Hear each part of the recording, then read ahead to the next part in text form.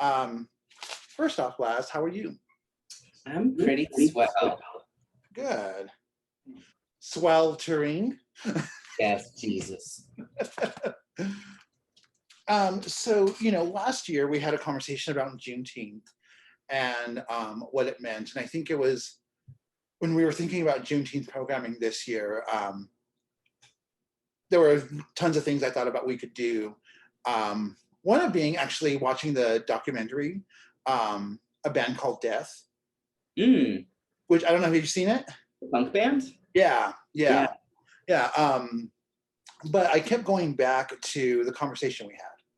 And I actually rewatched it and I was like, oh, like this is actually what we should be doing, like talking about like not these esoteric ideas of what Juneteenth mean, but like what it actually means for trans and queer folks. And Mm, so I wanted to begin actually, if you could just, what does Juneteenth mean to you and how does it incorporate into your life? yeah. So just for folks that don't know, Juneteenth is the day that we celebrate Union soldiers making it all the way through the Confederate States to announce that enslaved Africans were now free. So even though Lincoln signed the Emancipation Proclamation in 62 and it went into effect in 63, news didn't reach everywhere until June 19th, 1865 in Galveston, Florida. Nope, Texas. The heat is melting my brain. Galveston, Texas. So one of the things it means to me is that history is not as black and white as we think. I didn't learn about Juneteenth until I was an adult. Sorry, my dog is playing with a pill bottle. I'm trying to figure out if it's filled or not. It's fine. Okay, great mom.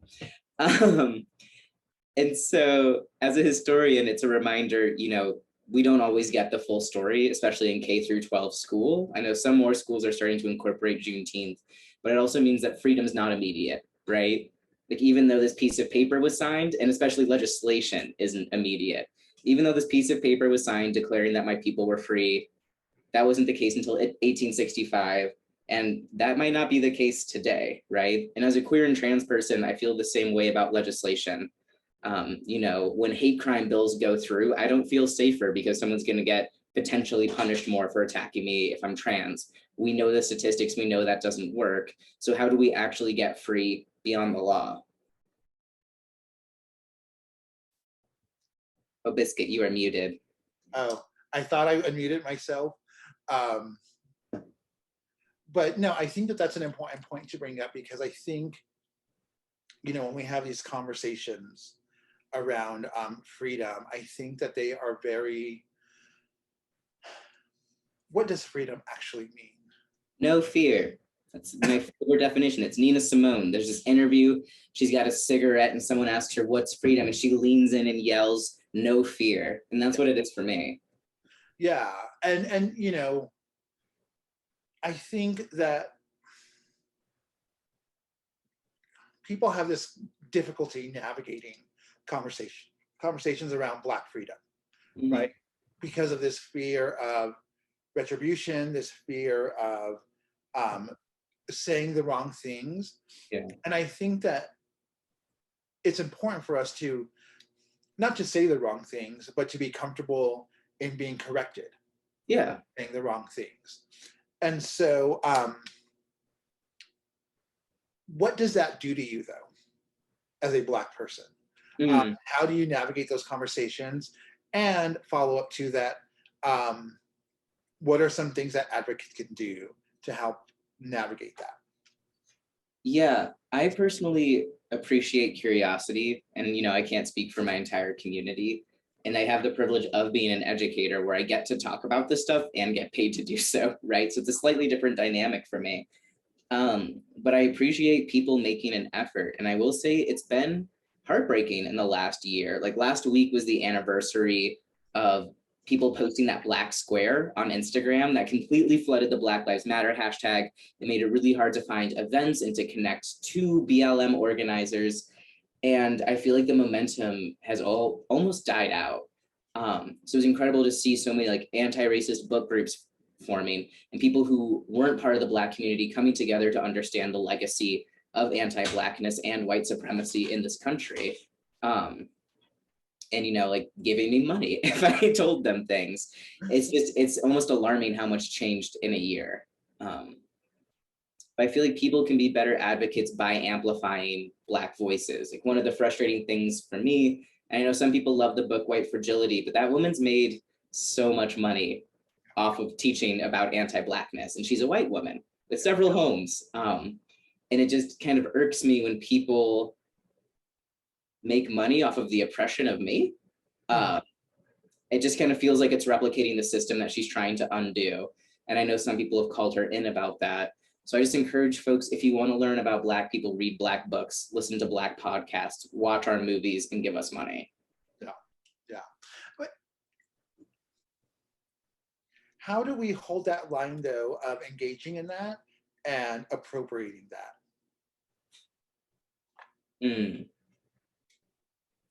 What do you mean? Expand on that. Yeah. So in context of white fragility, I think that so often we have, not just within the Black community also, but queer communities as well, people who read and are passionate and then become these voices in anti-racist, anti-trans queer, liberation.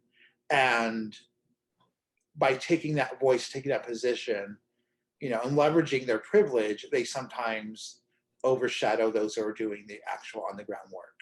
Yeah, I think it's a constant checking in and a process of self-accountability. Because I've actually had people turn around and be like, I was hired to do this DEI training. Like, can you do this? Because we hear all the time about people who are like, I got an LGBT 101 from a straight cis person.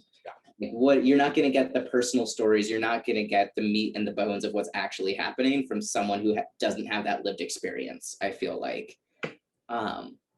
It reminds me of the scandal last summer as well, as we're finding out more and more about these professors claiming to be women of color who are in fact white women who had positions that were earmarked for BIPOC scholars doing work about our people. And in that case, that's like a literal material condition that is being taken away from people of color, specifically Black women, because all three of these instances were Black women or Black women. Yeah.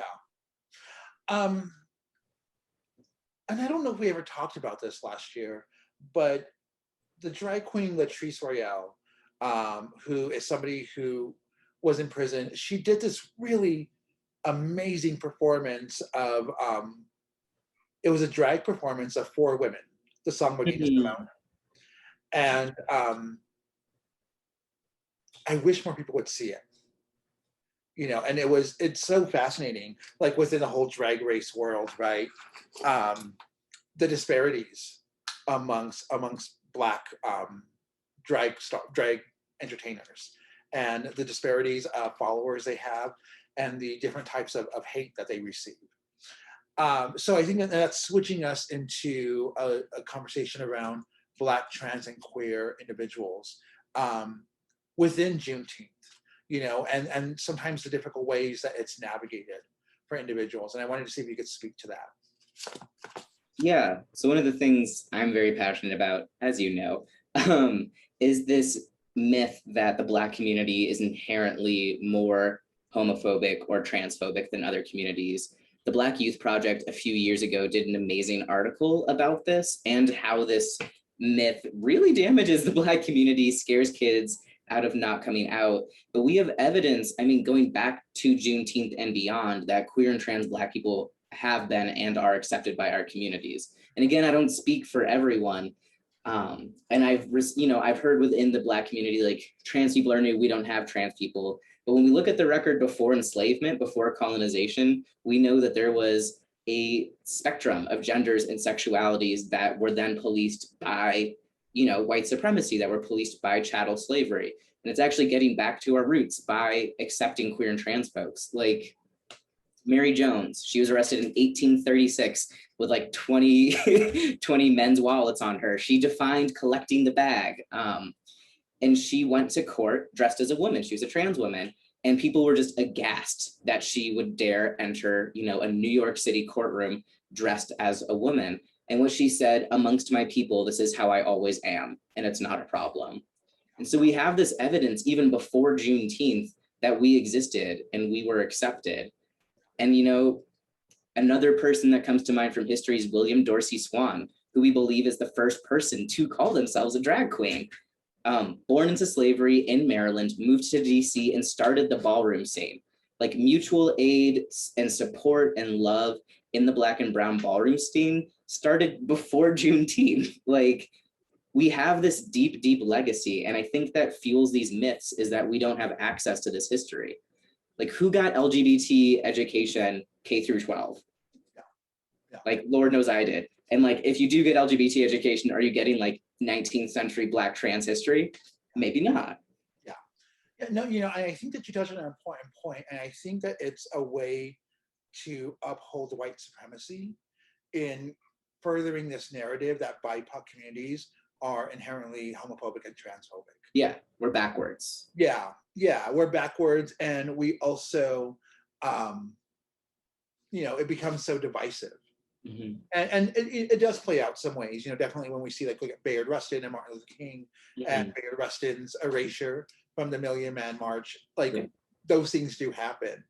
But, you know, I think that it's interesting, the larger narrative that is told about drag, right? And it originating with Shakespeare, which and we could talk about Shakespeare for hours, I'm sure. Although I will say, and I love The Tempest. It's my favorite Shakespeare play because it's so damn weird. It's one of his weirdest plays, but it's so good. But what responsibility do LGBTQ centers have in sharing the information, sharing knowledge around Black, trans, and queer historical figures?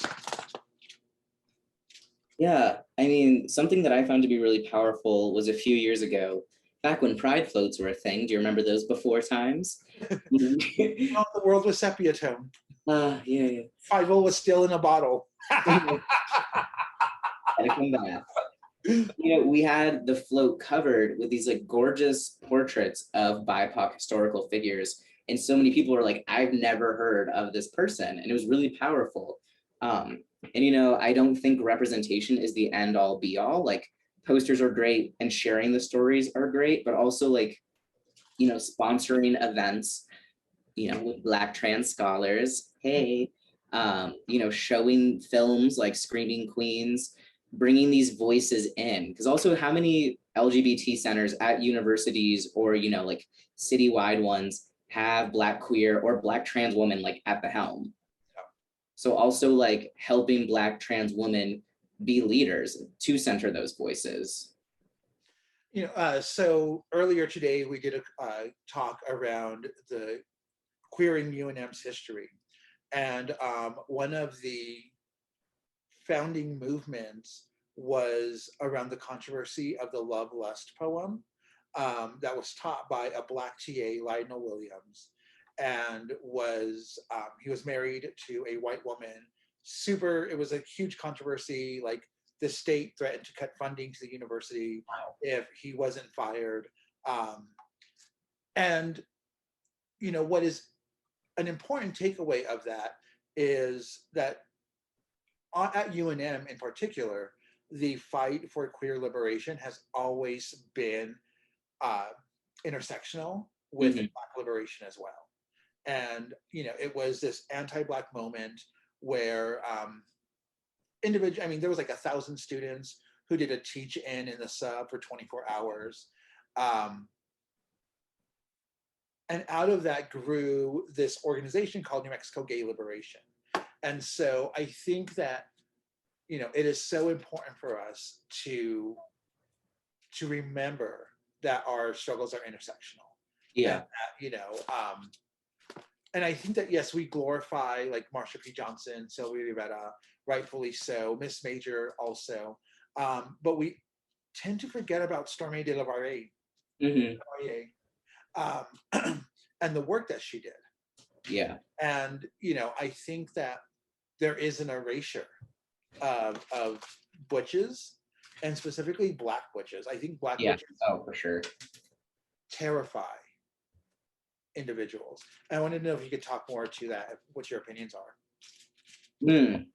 Well, I just like immediately think of Kathy Cohen's like punks, bull daggers, and welfare queens, and just, you know, the kind of triple or quadruple level of marginalization that Black butches are at, right? You're facing anti-Blackness, you're facing misogyny, you're facing queer phobia. And something we talk about a lot too is like transphobia doesn't just affect trans people. Like a lot of people are attacked because they're presumed to be trans. And that's one of the things I appreciate about Leslie Feinberg's Stone Butch Blues is talking about, you know, 20th century queer trans identity and where butches fit into that, which I think is still like an ongoing living conversation that, you know, has no borders. And as a trans masculine person, like I consider that my history.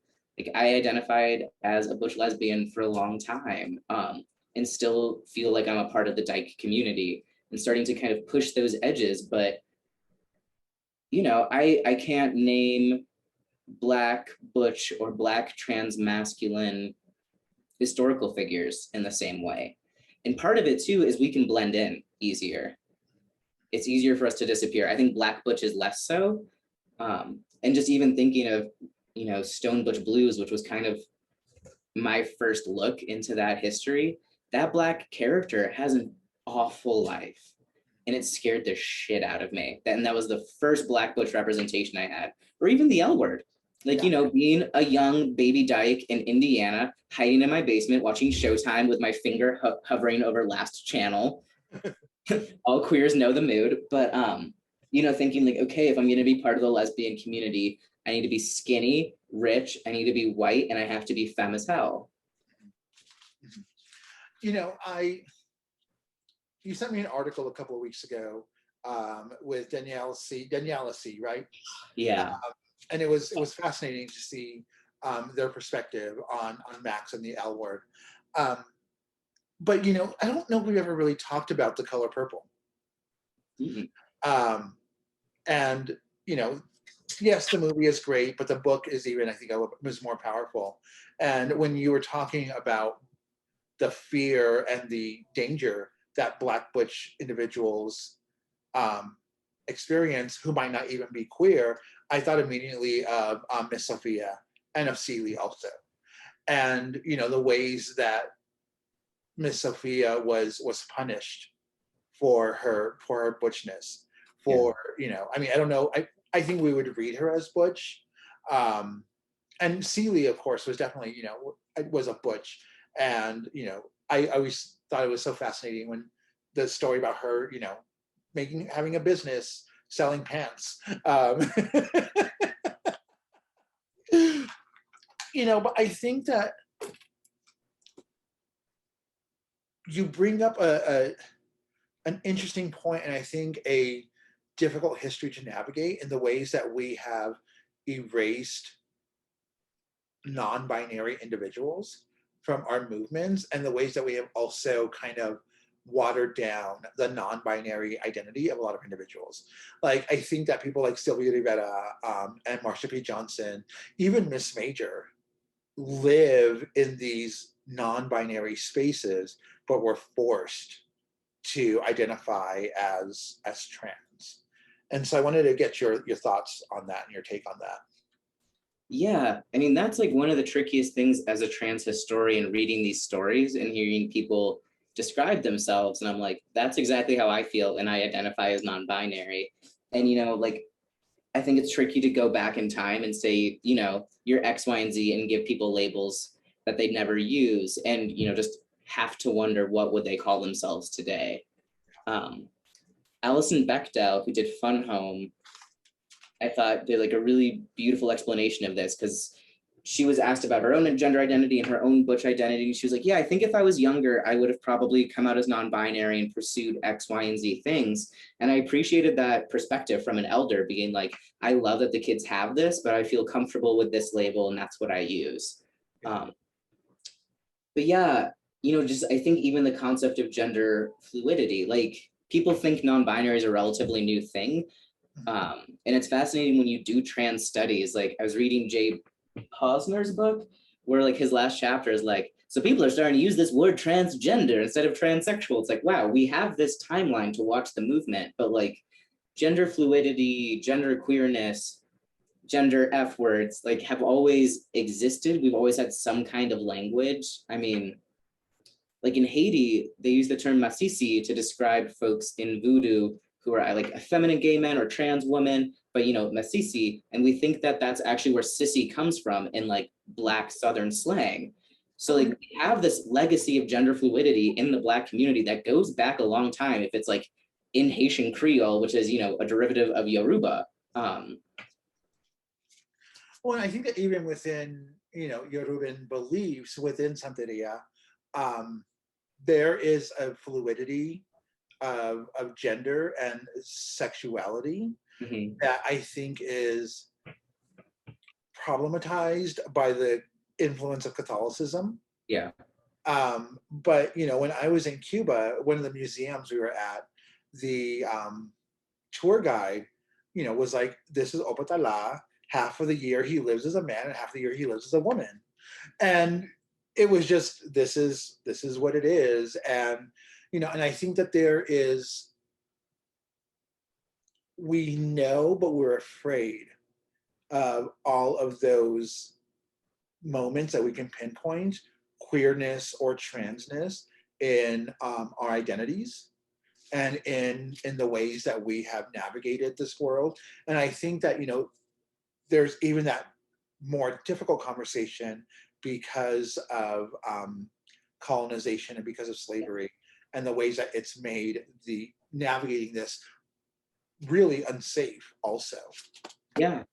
Well, I mean, and there's a reason that we don't have the words that we might use to describe ourselves. Like that's something I always wonder is, you know, I don't think I would use non-binary if I had the term my ancestors would use for someone like me.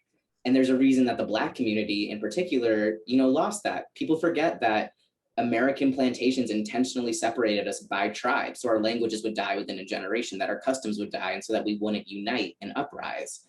And it was illegal for us to read and write. For most of US history, it's been illegal for Black people to read and write. How are we going to create an archive to tell our children, if you love someone like this, if you feel like this in your body, here's what we call you, here's what your role is. But we can look to like voodoo and Santeria for evidence as a living archive that our ancestors believed in gender fluidity. Yeah. Yeah. And, you know, and I think that you touch on something, and I think that we sometimes, we have this conversation and perhaps, and people bristle at it, which I love. You know, I love making people uncomfortable in these settings, right? But people get uncomfortable with Black rage. Ooh, yeah. And it's so fascinating isn't the right word. Fascinating is a very dismissive word, but I don't know what other word to use. In seeing the ways that people get uncomfortable with it, you know, and I think that we need to honor Black rage a lot more. What do you think? A mood. Yeah, no, I have been policed my entire life around anger. You know, especially when I was living and presenting as a Black woman, just like you raise your voice, you're immediately dismissed as the angry Black woman, and being taught by my parents, like, if you make a scene in school, it's going to be a different story for you. Like the school to prison pipeline exists for a reason. And especially last summer, like just the whirlwind of feelings, but just kind of constantly circling around rage. And part of that being like this constant state of mourning, this constant state of rage is the exact same that my ancestors felt. Like I grew up hearing stories about the Klan. I grew up hearing stories about sharecropping. I grew up hearing stories about why we fear the police. And here I am, you know, centuries later, feeling the same way. You know, cops still have the same badge that they wore as slave catchers, and I still have the same feelings about them. And I'm proud of myself for giving less shits in the last year and letting people, you know, hear what I honestly think and hear how I honestly feel. Like last week was the anniversary of getting shot at a protest. Like I'm not okay. I'm pissed, and I'm tired of people thinking that, you know, I'm excited that Juneteenth is a federal holiday. I'm excited that Black history is getting recognized, but that still doesn't do anything. That doesn't change my day-to-day experience, right? Like, I would like reparations. Yeah. How about Juneteenth with this, reparations with a side of Juneteenth, I would love that. It doesn't change anything about the material reality of my family. It doesn't make up for the fact that we lost our farms. It doesn't make up for the fact that I lost family to the war on drugs, while dispensaries that look like fucking Apple stores are popping up all over this country. There's still people incarcerated for weed in states where it's legalized. Like, I have so many things to be mad about. And just something that runs through my head is people should be grateful that we're looking for equity and equality and not revenge. Yeah, no, I think you're right. And I think that, that historical trauma and the ways that white supremacy has shifted that into pity. Yeah. Almost. I think that, we have this, and I feel like a lot of the work that is done around Juneteenth and around, conversation about Black people is very much like, we pity you, instead of we are angry with you and we need to reconcile that. Yeah, well, I mean, one of the feelings I have about Juneteenth, I was like, I would love if in the country we celebrated the day that like the Stono Rebellion happened. Because Juneteenth was when, white people came to announce that you are now free. And I love, and I want to acknowledge too that it's a regional holiday. Juneteenth is a big deal in Texas. So it's also weird to see it kind of morph into Pride almost, right? Like, Pride started off as this very intentional celebration of resistance and of freedom. And now it's like banks. And I feel like within just the last 2 years, especially as a response to the uprisings last summer, it's almost kind of like a way to placate us. You get Friday off. We're great. And, I don't want to be another tick on a diversity checklist. I want real change. Yeah. I got feelings. You know this. I think that I am glad that you feel comfortable enough to be in this space to problematize these conversations, because I think that so often we expect you to celebrate the scraps that we are throwing at you. 100%. Yeah, I mean, and even just like, Angela Davis, I think, describes it really well of we can't reform our way to revolution. And so thinking about the push we had, like police reform led to police departments getting more money. And like George Floyd was murdered by the same police department that murdered Philando Castile and, murdered another young, James Blake a couple weeks ago. And they got a shit ton of money for police reform to train their individuals. And it didn't work. Girl, I don't know. You got me fired up. No, good. And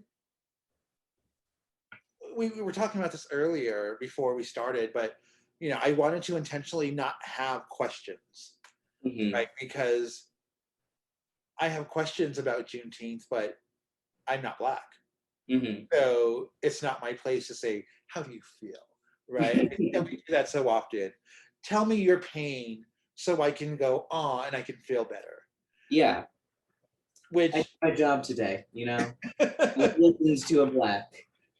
Yeah, I mean, and I got so much of that last year from people and it was interesting kind of comparing notes to other Black people in my life of like random white folks I went to elementary school with, like reaching out to be like, I see your pain. It's like, girl, I haven't talked to you in 20 years. Like, you also did eeny, meeny, miny, mo, catch an N-word by the toe on the playground. I kept receipts. Like, it's weird.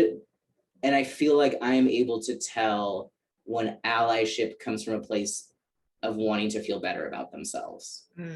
Of this is what I should do. Like last summer, super trendy to be about Black lives. This summer, oh, we're still doing this? It's still, I thought we fixed it. We did. And that's part of, that's on some individuals. It's also on our education system. Like American education makes us believe, gaslights us into believing that racism is done. Martin Luther King Jr. went on a long, long walk, and then we all got along. When Martin Luther King Jr. was alive, a majority of white Americans wanted him dead. Yep. Your grandparents hated MLK. Yeah. Well, I mean, he was voted one of the most hated people in America. He was, yeah. No, people did not like him.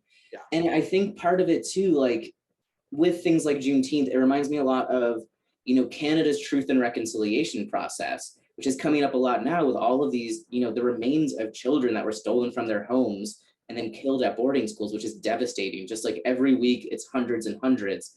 And the Truth and Reconciliation process that Canada did specifically around this, one of the biggest critiques, especially from folks like Glenn Coulthard, is like, it makes us believe that this happened in the past instead of like, this is an ongoing structure. Like, we spent all of this money, we acknowledged your pain, we acknowledged the past, let's move on, clean slate. And it's like, no, we're still dying. Like, this is still happening.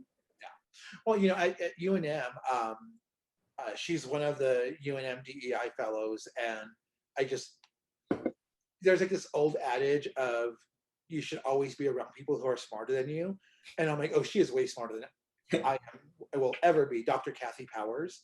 The work she's doing around reparations is so fascinating and interesting. And we've actually have been having conversations about what do reparations look like for trans individuals. And what do, specifically for trans asylum seekers. And, yeah, right? Like it's such a big conversation. But I wanted to go back to something that you said that I think it fascinates me, and I want to get your insight on it. When people say things like, I see, or I feel, or I understand your pain. No. What is that? Like, how? Oh, yeah, I mean, it frustrates me. I always just say I appreciate that and like just try to move on. Oh, wow. And now I just like stopped responding. And like I do appreciate it from some communities. Like, I want to acknowledge like the indigenous communities here on Tiwa land in Albuquerque. And like, I saw the Red Nation at every BLM protest I was at. And like other people who have suffered under white supremacy, when they say, I see you, I can actually hear that and feel that. Like one thing I get frustrated with like the white, queer, and trans community is they think that like the oppression they faced as queer people is the exact same I have as a Black queer person. Yeah.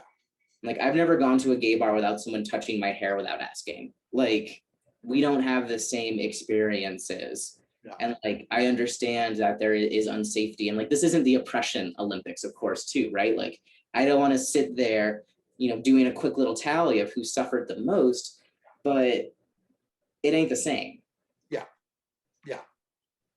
And I think that in this past year, there has been this conversation of we need to do better, we need to do more. And I think that that's the wrong approach. I think it needs to be, I need to do better, I need to do more. Because I think when we say we, then the onus is also on Black individuals.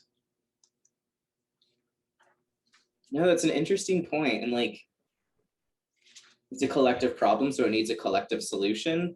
But sometimes you can just pass the buck. Like, yeah. I mean, and I think a lot of it, again, like I keep circling back to it, is education. Like I'm teaching this course for teachers right now, and it's just mind-blowing thinking about how much change we can make when we start it young. Like I have a Black friend whose kids started doing, the slavery unit. And she's like, here we go. Okay, getting ready to write an email.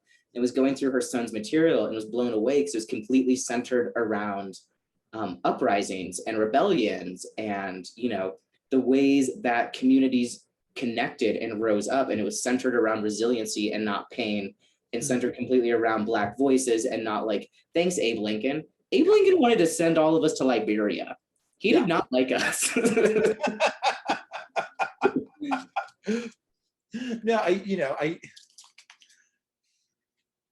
I think it's fascinating the ways that we um, whitewash a lot of, like, Abe Lincoln being this benevolent individual, right, who rode a unicorn and sprinkled freedom seeds across the United States. That image is never going to leave your head now, is it? No, I love it though. Just a stovepipe hat in the wind. It opening up and freedom seeds coming out. But also, and kind of going back to what we were talking about earlier with Martin Luther King, right? People talk about, like, every year for MLK, it's this, it's his messages of peace and understanding. And it's like, well, either you're only using part of the quote, Yes, or you're misquoting. I feel like spell check on MLK Day. I'm like, here's the full quote, actually. Yeah. He was killed at the time he was killed for a reason, because he was starting to seek radical intersectionality with poor whites. He was like, ooh, I'm super anti-war. I'm super anti-capitalism. I'm anti-imperialism. Let's get all the girls together and fight this. And that's a verbatim quote that you can use for MLK Day next year. And another thing that pisses me off, that people think, like, people really criticize recent, Billie Holiday agrees with me, but people really criticize, like, modern organizing. They're like, MLK would never. It's like, he did sit-ins all the time. He took the streets. And the other thing is, he was very armed. He tried to get a concealed weapons license. Like, people get this idea that nonviolence means just letting people walk all over you, but he believed in protecting his people, which folks don't like to hear that story. People don't like to think that MLK had there's a story of Baird Rustin almost sitting on a loaded gun in his house because he was just sitting down on a couch and there were guns everywhere, which makes sense. Their house was firebombed like 3 times. They had little kids. Yeah. Now, I love that we need to have those uncomfortable conversations, right? And we need to have and make sure that we are honoring the fact that we are where we are because of Black rage. Marsha P. Johnson had rage. Miss Major still has rage. Have you seen the pictures of her and her baby? Yes, it is absolutely life-giving. Yeah, oh my God, it's so adorable. And I love that Miss Major is a parent again at 70. She can get it. Yeah, no. Yeah. And she raised so many, other people's kids. All of those women did, like the Star House. But I love that point that Black rage gets the job done. Yeah. We don't want to acknowledge that. No, we don't, because it makes people uncomfortable. Yeah. And,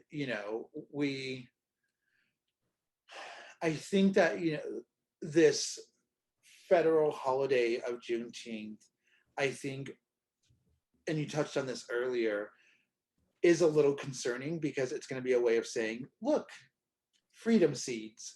Exactly. Yeah, no, I don't want crumbs. And I feel the same way about, like, trans rights shit. Like, I'm never going to get an X on my license. I don't want a cop to know I'm trans. I want no gender markers on my license. The only reason I have those is so cops know what jail to put me in.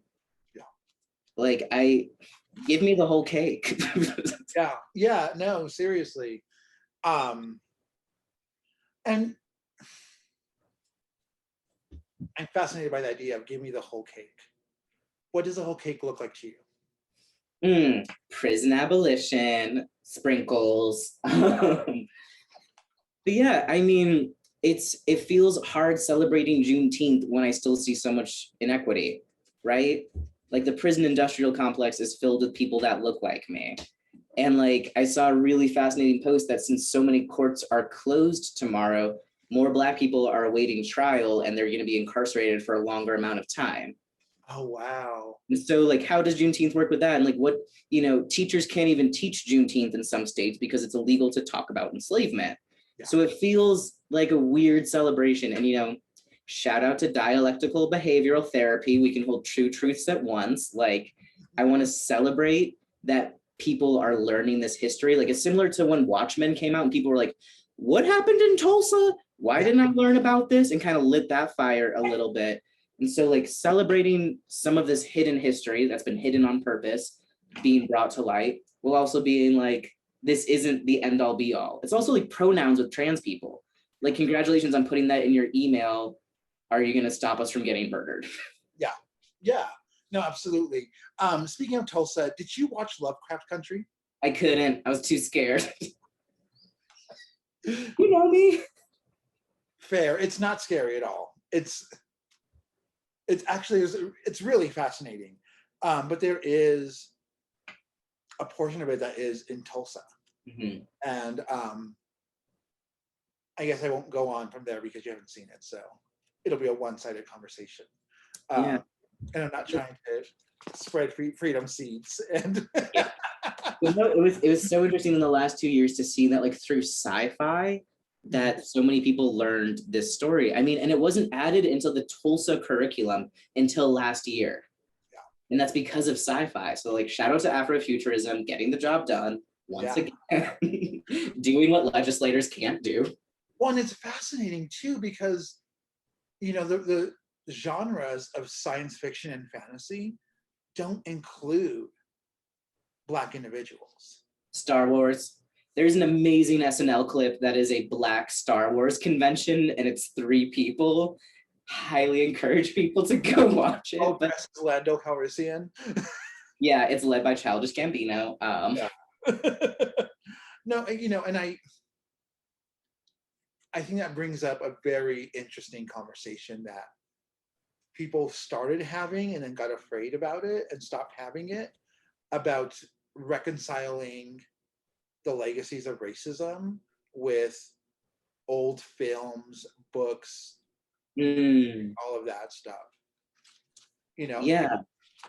I will admit, and we've talked about this, one of my go-to movies when I was like sad or sick or whatever was Gone with the Wind.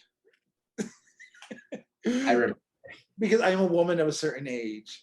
And then I took a class on slave narratives, and we had to read Gone with the Wind through this lens, and I was like, oh my God. Yeah. Like it was an uncomfortable moment for me. Like I seriously was like, maybe I should just drop the class because I don't want to confront this reality of something that I held so dear. And I think that we have to have those conversations. Yeah, people were so mad about Dr. Seuss. We can also publish new books. You know, there's other books, right? Yeah, Billy, I know. Billie Holiday is out here just agreeing with everything I say. That's it, girl. Yeah, I mean, and the flip side of that is like, I had shit Black representation growing up. Like, I did an interview of, and Jim Ali, who's another Black transmasculine artist, and that was something we talked about for a long time, is how much we both loved Lion King because it was African. And we're like, finally, representation. And then looking back 20 years later, we were like, those were lions, like, voiced by white people. But just holding on to any morsel that we had. And like, you know, old shit getting taken out of rotation, I don't really give 2 shits about, but like modern representation in those conversations, like, I think we also got stuck in this loop that representation saves us. And it's that difference between diversity and equity. And I love this quote. Can't remember the person who said it for the life of me, but diversity is being invited to the party, equity is being asked to dance. Yeah. And so like, I feel like Pose did that well, but you know, other shows that just like sprinkle in the Black sidekick. Like, I don't feel seen in that. But yeah, you know, the little Disney blurbs before you watch something, like, this was a different time. Yeah. We didn't know better. I was like, yes, you did. Books existed. Like, so I will admit, gosh, when was it? I think it was when I got my first COVID shot. Like, it knocked me on my ass. And I was like, I want to watch Gone with the Wind. And so I like blackened my windows and like turned it down. No, but it's interesting to have this like, you know, this intro to it of it was a different time and a different understanding. I'm like, no, I'm pretty sure we knew in the 1930s that racism was wrong, that Yeah. slavery was wrong. Yeah, I mean, and people still have that excuse for like my ancestors didn't know better, and like I literally just can't wrap my head around it when people use that argument, especially for, the enslavement of my people. Like, well, we didn't know better. It's like you didn't think we were human. That's your excuse. And like, growing up, I'll never forget, someone stuck a Bible verse in my sister's locker about how we were the children of Ham and we were going to hell. And Mhm. people, leaning back on their faith even to justify the enslavement of our people.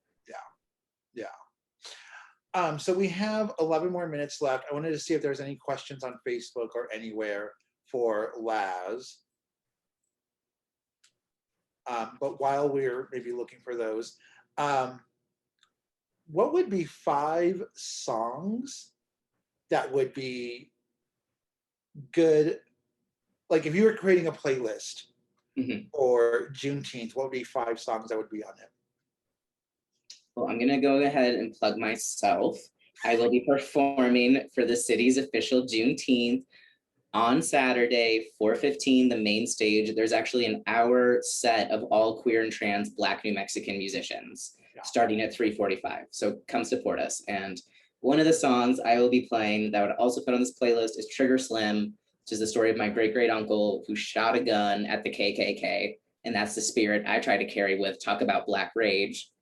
I Wish I Knew How to Be Free by Nina Simone. I'll never forget sitting in Ghana listening to it and just crying my face off thinking about the fact that I was back and what my ancestors might have thought of that moment and sitting amongst Ghanaians. That one for sure. Lift Every Voice and Sing. These are all songs that make me cry too, so it's a twofer. Lift Every Voice and Sing, the Negro National Anthem, always gets me. Beyonce's rendition at Coachella, I'm literally getting chills remembering it. There's just something so powerful of her being in like a space of like white wealth and her doing just like something that was just like blackety black.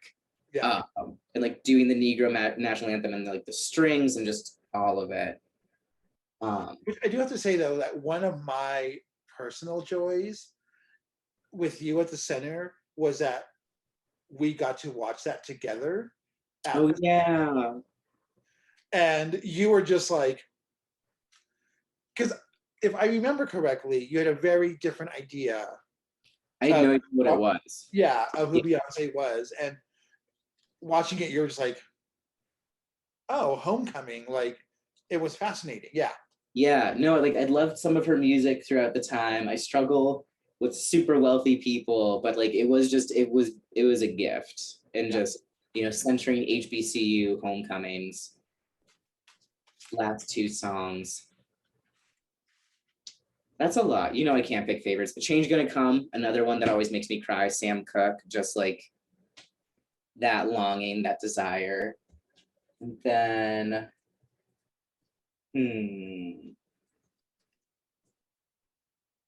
well, my dog Billie Holiday is slapping me with her tail. Strange Fruit. I mean, it's not a happy one, but just like that lynching that inspired that song happened an hour away from where I grew up. And just, I feel it in my bones, and it just reminds me not to forget, if that makes sense. Yeah, absolutely. Absolutely. And, and I think that you bring up an important point. We can remember and we can be joyful about that remembrance, but we can also be sad about the remembrance as well. When you think about Pride, right? Pride isn't just woo, rainbow balloons and glitter. It's also we are marching because people have died. We are marching because people have been erased. We are marching because people have been brutalized. And we can still have joy in those tears as well. Yeah, I mean, we talk about this all the time, especially like, in the BIPOC communities. I feel like it's just been a mantra, like laugh to keep from crying. Yeah. Like my grandma, who lived through shit I could never imagine, was the funniest person I've met in my life, all 4'9" of her. But what you were saying, do I want to call out the organization by name? I won't, but it was a New Mexico organization, asked my band to play and told us we couldn't do anything political. So it was an apolitical Pride event. which like I turned into like that white lady doing math meme. What is a political pride event? Like, is it just getting drunk and putting rainbows on things? Like, I could not fathom it. I feel the same way about Juneteenth. Like, I do not want Juneteenth to lose its teeth. Like this at its core is about freedom. This at its core is a remembrance as well of how many centuries we were enslaved in this country. And I don't want it to turn into like people putting the Black Power flag on beer and selling it. Which is happening Yeah. as Target has a whole, yeah. I was looking at different graphics for Juneteenth, and I saw one. I was like, oh, this is stunning.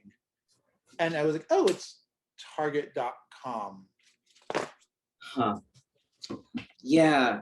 And what I want to say is when it comes to rainbow capitalism, when it comes to celebrating Juneteenth, please buy from creators in the community. It goes a long way spending $60 on a Black person's Etsy. Like, that's groceries for a week. Target don't care.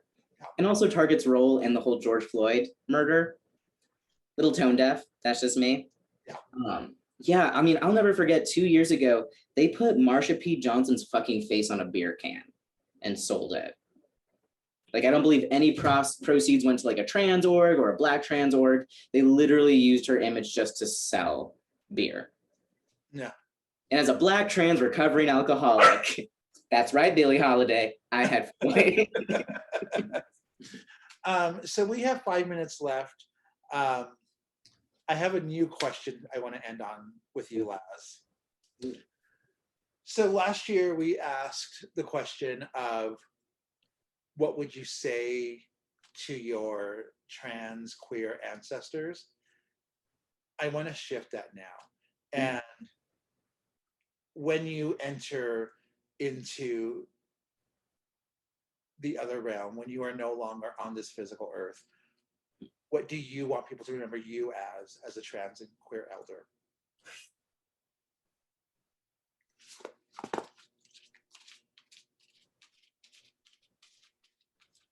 Stubborn. Like kind and compassionate and loving, but mostly stubborn. I want to be unwavering in my principles, in my allegiance to seeing prison abolition in my lifetime. And watching all my people get free. Yeah. It's a very Taurus answer, but I stand by it. All right, I think we're gonna end 4 minutes early. So luxurious. Thank you so much, Laz. I always appreciate these conversations. I always appreciate that we put these conversations on Facebook. I feel like all of our conversations should be on Facebook, and let's not record all of them. I need a job. Thank you all for who tuned in with us. Laz, will you mention your Venmo? Ooh, yeah. My Venmo is at Lazuli L. You can put it in the chat, and then we can put it on Facebook as well. Yeah. And then, like I said, I will be playing Juneteenth on Saturday. You can follow my website, LazarusLetcher.com, where you can read articles that I write, talks I participate in like this, shows I'm playing, and podcasts I'm on. Some of the busy biscuit. All right, awesome. Thank you so much, Laz. Everyone have a great night. Stay cool as much as you can. Yeah, thank you all so much.